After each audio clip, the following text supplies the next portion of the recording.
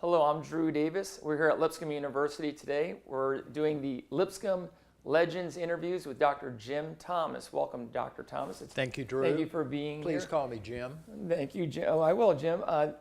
You've been at Lipscomb many, many years, and you've had many positions. Right. Can you tell us what you do now and then some of the positions you've held in the past? Yeah, I've just recently left the president's office, and last March, as a matter of fact, and have gone back to full-time teaching, although he still retains 25% of my time. So if you're looking for titles, the title is still Senior Advisor to the President and Professor of Communication at Lipscomb University. You've had quite a few other titles as well, yes. Dean of Students, and you also taught in the Institute of Conflict Management and some other positions as well. What are those other positions? Well, I started out here as an instructor in communication and had informed them when I came in that I would stay for 5 years and then I would leave. And they said, okay, we'll deal with that at the end of 5 years. And I said, okay. So at the end of 5 years, I went in and turned in my resignation, and they said, well, where are you going to go and what are you going to do? And I said, I don't really know, but I get bored easily, and so I just want a different challenge now. And they said, well, what if we find you something here? And I said, okay, that's fine. So I moved from being instructor, I think it was, they moved me, Ralph Bryant was registrar, and Ralph was looking at retiring after around 35 to 40 years. They said, would you be registrar? And I said, I'll be happy to. So I went in as assistant registrar. And then they came and said, would you mind going to UT and finishing up your doctorate degree and coming back and being registrar? And I said, I will. So finished my degree and came back to be registrar. Stayed there for only about a year. And they came and said, we need somebody to be Dean of Students. Would you be Dean of Students? And I said, no, do not want that job. It's a tough job. Very tough job. And they asked me about 3 times, and I finally said, I'll take it for 1 year while you look for somebody else, but not on a long term. So I stayed for 1 year and definitely resigned at the end of that 1 year. I admire the individuals who have held that, like Denny Lloyd and Scott McDowell, for so many years. It was not a good fit for me. I went back to the registrar's office. I was very interested in the retention program here, and no one could give me good information on how many freshmen are we losing, why are they leaving, what could we do to keep them here. So I started the first retention program here. I became director of student retention. A very important aspect of a university. Extremely important now, was brand new at the time I started that. So I was registrar and director of student retention. Carl McKelvey came to me and said, I really need for you to take over as Dean of Enrollment here and see if you can support the enrollment program to help build it. And I said, I will stay for 5 years or until we break the all-time high enrollment. But at either one of those, I'm gone. And he said, okay. And so I went to, as Dean of Enrollment here for 4 years. And at the end of 4 years, we had broken the enrollment records at that time. So I left and said, I'm done. And they were like, what do you want to do? And I said, I'd kind of like to teach for a few years. And they're like, okay. So I went back to being in the communication department, then became chair of the department. While I was chair of the department, Lipscomb became a university, and we broke into 5 colleges. They needed a dean over one of the colleges. Not a position that I wanted, but I was appointed to the position of Dean of the College of Education and Professional Studies. Stayed in that position for about 7 years. Steve Flatt called me and said, I need you to take over enrollment again. I said, no. And Steve said, will you do it as a personal favor to me? Well, that's kind of hard when your president says, can you do that as a personal favor to me? So I said, I will. And so I took it for a year, and we began to turn some things around, and then Steve left. And so I went to him and said, the only reason I took this was as a personal favor for you, so I'm going back to teaching and write it out there. And he said, okay. And I went back to teaching in August. In September, President Lowry came in, and he said, I'd really like for you to come and work for me. And I said, I don't think so. I just want to teach, and that's all. We met for several more times, and so I agreed to come and work for President Lowry as executive assistant to the president, and stayed there for 10 years, and told him that if I ever left that position, I wanted to go back to teaching again. So he said, okay. And so I went back to being professor of communication again. Now, you said a lot. Long time, long answer. What time frame is all of that? I started teaching here in 1974. 74. And so I have been here for, this makes 43 years. 43 years, that's wonderful. Did you attend Lipscomb University as a student? I attended here my last David Lipscomb College at the time. David Lipscomb College at the time. I attended here my last 2 years. My family and I could not afford for me to go here for the first 2 years. So I worked during the summers, saved up money. My dad said, I can pay one term if you can pay one term. And I said, okay. And so I would work during the summers and make money to go back into school, and then took out additional loans to be able to. Was Nashville home for you? No, I came from a little town called Tuscumbia, Alabama. I ask my students frequently, do you know who else other than me is famous from there? Who is it? You know, No. Drew? Helen Keller was born Oh, there. really? Yeah. I had the privilege, not of meeting her personally, but meeting her in 1956 when she came back to visit her homestead there. And they Wow. turned out all the schools for all the school kids to go and meet her. So it was very nice. Interesting. Now, what made you attend David Lipscomb College? I was originally from the Florence, Sheffield, Tuscumbia, and Muscle Shoals, called the Quad Cities there. And I had started going to Florence State College, which is now the University of North Alabama. It was a good school. It was one that my parents and I could afford, and decided that I would go there, but decided I really had three major interests in life. One was preaching, one was politics, and one was in teaching. So I looked to see what did all three of those have in common, and it appeared to me you needed to be a good communicator to do that. So I said, I'm going to major in communication. And Florence State said, we don't have a degree in communication. And one of the elders at my church, Taylor Presley, who had a major influence on my life as far as spiritual development was concerned, he said, you ought to look at Lipscomb, Jim. And I said, I don't know that much about Lipscomb. And he said, we'll go up there. And he brought me up here, and we looked around, and the communication department, speech department at that time was well known. And so I decided this is where I would go, and my parents said, well, we'll do the best we can to help pay for you there. So you were a speech major. I was a speech major. And then you got a PhD from University of Tennessee? No, well, actually, that's a long trip that you just jumped through right there. When I graduated from here, I graduated in 1969. Vietnam was hot and heavy at that time. The draft was still in effect. So I graduated June 7th from Lipscomb. June the 11th, my draft board turned me 1A, which meant first to go. Wow. June the 13th, they called me for my physical and said, pack your bags, you're gone. Wow. And I said, okay. So I served in the Army. I enlisted in the Army. I thought if I'm going to be drafted, I may as well go ahead and choose something that I would like to do. And if you were drafted, you had no choice. If you would enlist for 3 years instead of being drafted for 2 years, they would give you a choice. And that seemed to be a worthwhile investment to me for 1 year. So that was during the Vietnam War, That was during late the 60s, Vietnam early War. 70s. 69 to 72 is when I served. And while in there, President Nixon gave everyone who had enlisted a 6-month early out. So I served 2 years, 6 months, and 5 days. And that was enough to get me some GI Bill benefits.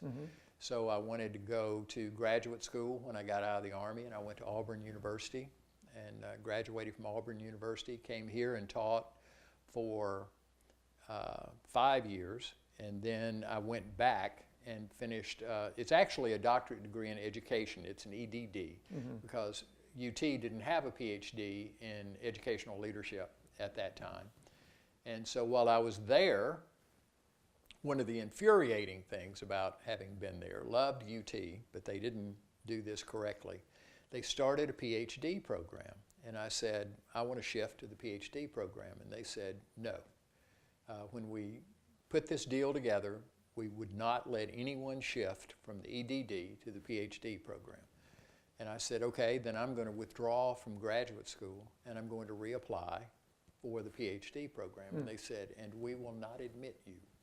Wow. And I said, really? Wow. They said, yep, you have to stay in it. And I said, how many more courses would I have to take to get the PhD? And they said 2. And I said, so if I finish the EDD and I take 2 more courses, I can come back and get a PhD. And they said, no. They were resistant. They were resistant, so I said, fine, good enough. I came back and asked the current dean here, does it make any difference to you whether I have an EDD or a PhD? And he said, no, it does not. I said, okay. Who was the president at Lipscomb at the time? Which time? When you first started teaching at Lipscomb? When I first started teaching at Lipscomb was Athens Clay Pulias. That's right, yeah. He's the one who actually hired me, interviewed me, and hired me. Every teacher that was hired here had to go through an interview with Dr. Pulias at that time. And there was no levity, there were no small talk sessions. It was, you sat and listened to what he had to say. Wow, wow. Well, did you serve overseas in the Vietnam War? I did not, actually, because I was a college graduate and because it was the draft, in effect, there weren't many college graduates that were in the Army at that time. And because I had a communication degree, they put us in a very special program for personnel specialists because there was a new program opening in Columbia, South Carolina, that they were going to process all of the troops on the East Coast through Columbia, South Carolina at Fort Jackson.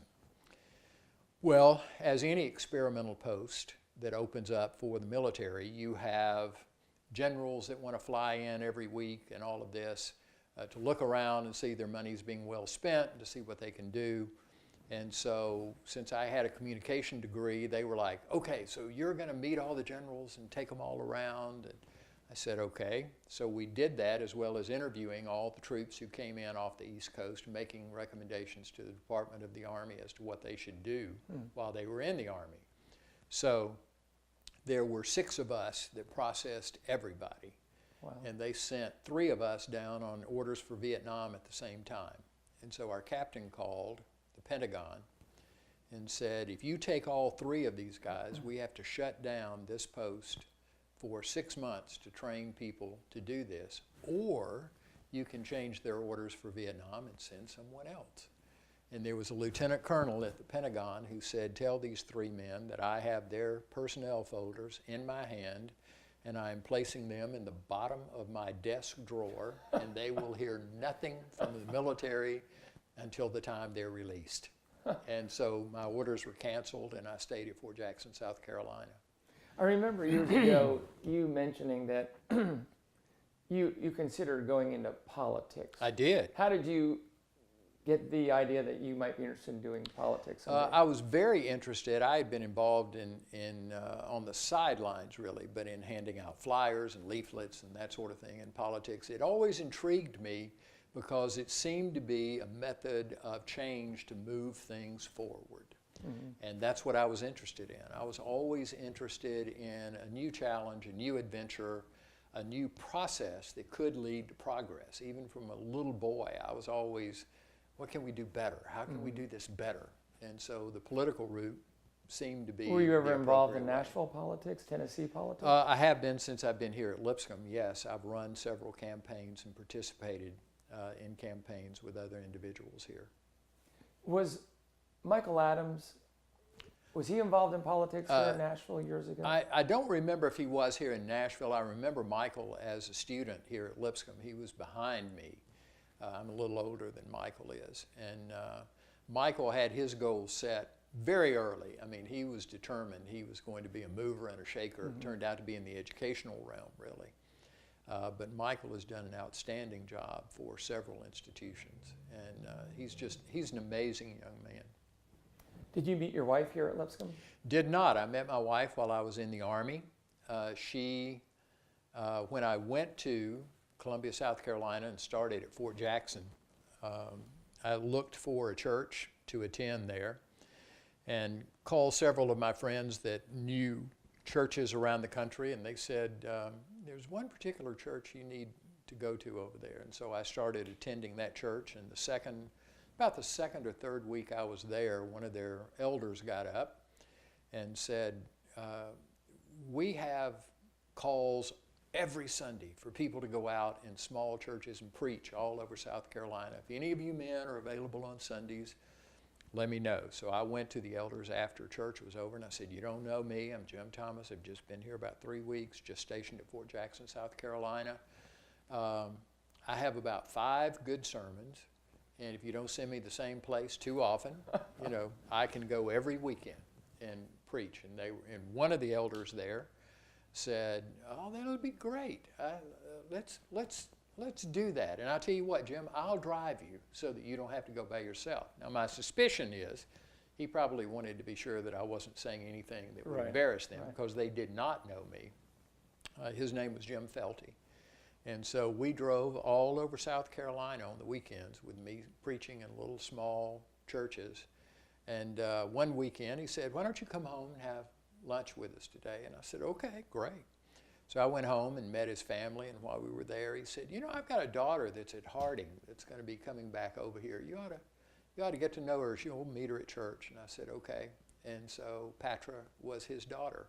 So he had a motive. He did. But he was a great man. I had tremendous respect for him.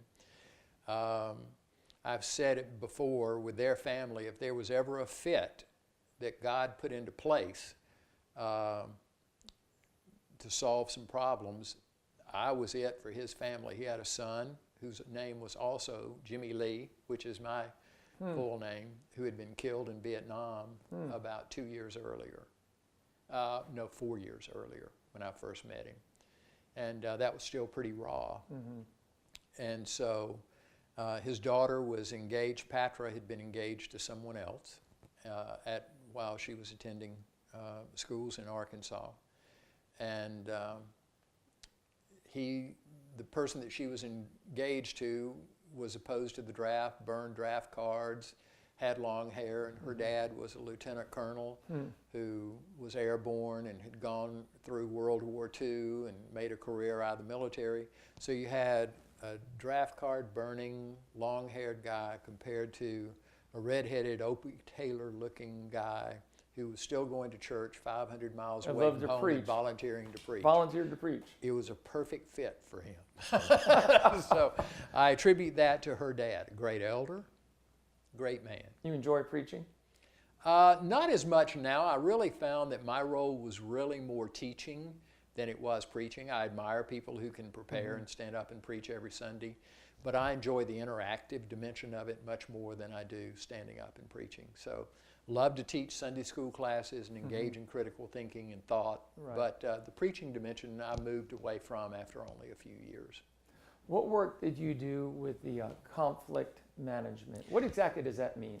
Conflict management is a master's degree program that we have here at Lipscomb that really looks at, no matter what the setting is, and of course there are adaptations that you make anytime you're engaged in a conflict, but it actually looks at processes that can be applied to saying, can we resolve this in such a way that the 2 parties that are involved, or the 3 or the 4 parties that are involved, you actually get an agreement at the end that is, you would like to get a win-win, but I tell my students... In what circumstances? International, it could be international, it could be church. Dr. Lowry spent years working with, when he was at Strauss Institute at Pepperdine, one of his the major focus of what he did was to work with churches that were having conflict between members and elders, conflict between ministers and elders, between elders and elders, and trying to work through those solutions so that at the end of it, it's not that you just get a win-win, it's that you get, I tell my students, win-wins don't happen all the time, but to get an acceptable. It's not really what I wanted, but I can live with this, so that the relationship between the 2 individuals can continue. And so there are processes that you go through and that you work, and you learn when to make concessions and when to make demands, and you learn how to deal with the individuals that are involved in it, so that you put it together in a package and you begin to, again, move people forward so that the conflict can be resolved and they can continue the relationship. So Are there I think many it's pretty universities powerful. around the country that offer that program? or There is it are kind of- there are several, and they continue to pop up. You know, Harvard is probably the number one. Not number one. One of the ones. Dr. Lowry always checks the rankings each year to see that Pepperdine is still ahead of Harding. Pepperdine is usually ahead of Harding. Has been for about the past 5 to 6 years, I think, which makes him very proud since he started that program.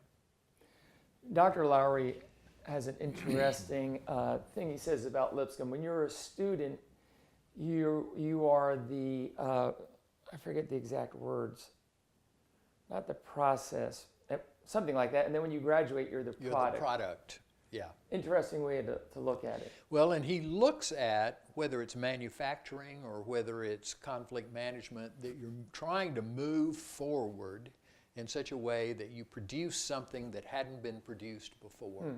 And so while a number of our faculty don't particularly like calling the students products of this institution, I think he's pretty well delineated why that is true. We accept them as individuals that we serve, that we shape, that we try to mold, that help mold us as we're going through that process, and that they turn into something that they had the potential to be, but had not yet fully realized as our outcome and our product set free to go and make a difference in this world. Lipscomb University is such a dynamic university. Do you attribute that to leadership, or is it a magnet for just good people, and more good people are attracted to that? I think it's a combination of the two, actually, Drew. There are some people who have legacy with Lipscomb that they want their children to go here, and almost anything that we did that was not irresponsible or damaging to them, they would still say, you have a Lipscomb education, because they remember what it was like when they were here. I think that's changed under President Lowry, that he's expanded that role to include far more communities than had been dreamed of previously. In administrations, not that they weren't far thinking, but he began to look in some different directions and say, as an institution of faith, we should probably be serving individuals who are seeking a faith-based education, because no matter what faith it is, as long as it's around a Christian belief or a belief in a supreme God that they want to serve and worship, his view would be there's far more that unites us than there is that divides us. So he was a visionary. Yes, he was. Very much so. Very visionary. You look at what's happened to the school. Yes. You look at what's happened to the school since President Lowry came here, and it has been phenomenal growth. I wouldn't take anything for my last 10 years of working with him, having been under him. He is absolutely amazing to me. We're fortunate to have him here at Lipscomb. You better believe it. And, you know, he came largely as an unknown. He did not come from our traditional base. He did not come, he was a member of the Church of Christ, but he was not a minister. And you go back and look at the presidents that you could name, the ones that I've served under: Athens Claypoulias, minister; Willard Collins, minister; Harold Hazlett, Steve Flatt, I guess, minister; Harold Hazlett, minister. He comes from a law background. Is that correct? He comes from a law background, yeah. Although his practice with Strauss Institute was still working with churches and congregations to resolve problems, so he was a minister of a different sort. My guess is he was still standing in the pulpit and preaching some of the time, but he was largely working on the conflict management side. Now, did Lipscomb recruit him? How did Lipscomb find him? I'm not sure of that process, Drew. I really do not know. I think there was a search company that came up with a list of names, and I believe that his was one of the names that was submitted by the search company. We were looking for individuals that many of our own people may not know of. Are there others out there other than just names that we had in our back pocket already? And I'm pretty sure that it was a search firm that suggested President Lowry as one of the recommendations for And here. are you also on the board of directors? No, I'm not. I met with the board of directors for 10 years as an aide to Dr. Lowry and sat in on all of their meetings for a year. And then executive committee meetings also 4 times a year. So we had 8 meetings with either the executive committee or with the board each year, and I was in each one of those. Since President Lowry has been here, just off the top of my head, we have a pharmaceutical school Yep. at Lipscomb, a nursing school, an engineering program being Conflict developed. management program being the Conflict first management. graduate program that he put in place. He's done a lot in just, how many years has he been here? 10 years? This is his 11th year, I 11th think it is. Maybe coming up. He started in 05, so this Yeah, would be 11 11. years, yeah. He began to look at the program when he first came here and said, how do we go about producing greater growth? We knew we could not stay stagnant as we had been for several years, increasing slightly, but pretty level as far as our enrollment was concerned. And his decision, I think rightly so, was the major growth in undergraduate enrollment had occurred the decade before he came here. And trying to go back and recapture that and depend upon that for building the future was probably past. So the alternative is, if you can't build it with undergrad, you begin to build it with graduate programs. And so Right. that really became his focus for introducing graduate programs, which led to about 1,500 more students. It than seems what like we had every before. year it's a record enrollment, and then the next year it's another record enrollment. Right. He has done a tremendous job not only in introducing new programs, but in continuing to recruit for the programs that we have. And as you turn out more and more graduates who have had a positive experience here, then it means a great deal for them to go out and say how wonderful it was to have been here.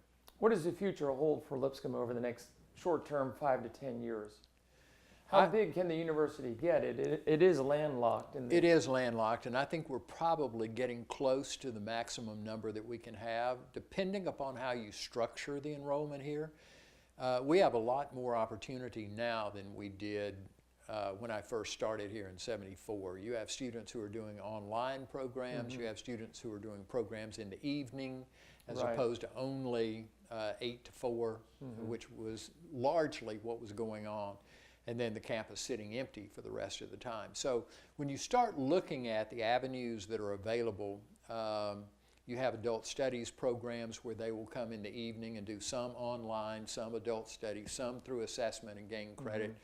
We've incorporated a lot of new venues Right. for this, or avenues, I should say, for involving more students enrolled here at Lipscomb. And so I expect that's going to continue. Some of those I think will whittle down a little bit, and we'll go, oh, those were not as successful as we wanted them to be, and we'll look to see what the next new adventure is.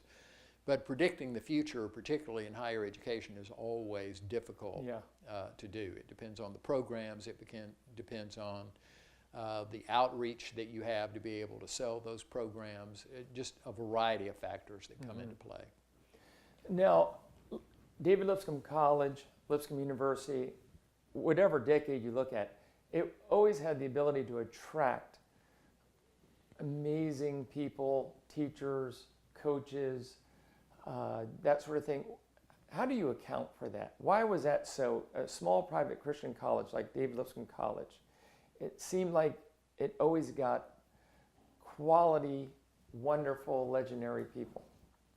I think if you went back and asked each one of those people, you and I were talking before we started filming about people like Ralph Butler, who started the physics program here that led into the computer science program that really fostered the entire engineering program that we have here right now. All of those people, I think, came here as a calling.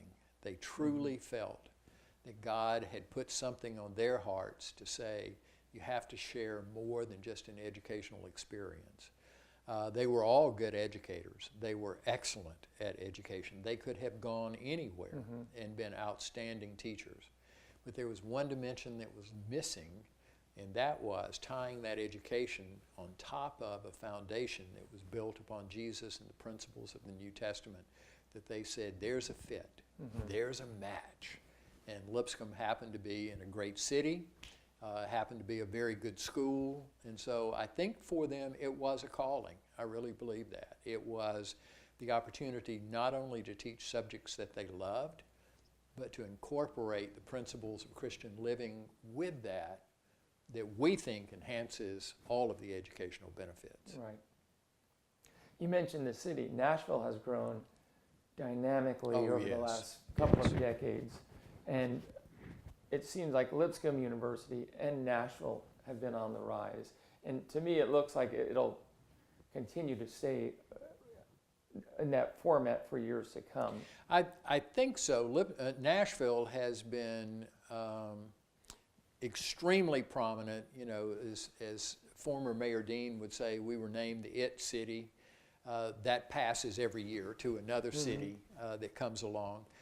But if you look at what's happening in Nashville as far as diversity is concerned with ethnicity, if you look at the leadership that we've had under our current mayor and under former mayors, they were outstanding ladies and gentlemen who have just continued to push Nashville forward. And since President Lowry, especially during the last decade, tied Lipscomb University as an open doorway to serve the city of Nashville, there's been a blend between what happened in Nashville and what happens with Lipscomb that has never been there before. David Lipscomb was well known as a man here in Nashville. I'm not sure that any of our other presidents have had the presence in the city of Nashville that probably David Lipscomb did as a publisher, preacher, lecturer, and what President Lowry has done in saying we were a quiet village in Green Hills and we now have open doorways so that the governor works out in our weight room and the mayor is on campus frequently. I think Dr. Lowry will have a session with Mayor Berry coming up just within a day or two to announce some initiatives. A very large citywide impact. Yes. And Middle Tennessee as well. Yes, very much so. What advice would you give to the students coming out as far as their vocation, their ministry, that sort of thing? If you could talk to the graduating class, what advice would you give them? Wow. I thought these were going to be softball questions. I honestly believe that I tell the incoming freshmen when I'm talking with them frequently, here's what I want you to do. If you don't know what you're going to do, if you don't know what your major is going to be, number one, I want you to spend a lot of time in prayer, because if God, which I believe, whispered to you when you were in your mother's womb, I've got a plan for you, then you need to talk to him about what that is. And if he knows the past, and he knows the present, and he knows the future, I can't think of a better person to be asking, what am I supposed to be doing? Number two, because I tend to get my will and God's will mixed up frequently, I'm a big believer in asking for signs and asking for God to guide me in the direction that he wants to go. Not everyone believes that, Drew, and I'm very comfortable with that. I don't know that God deals with everyone in the same way. But for me, he has never failed to guide me when I asked him, where do you want me to go and what do you want me to do?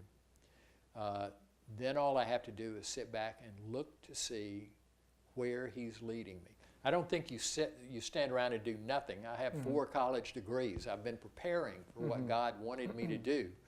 You don't just sit back and say, okay, God, find me a job. You prepare and say, where do you want me to apply this? What do you want me to do with this?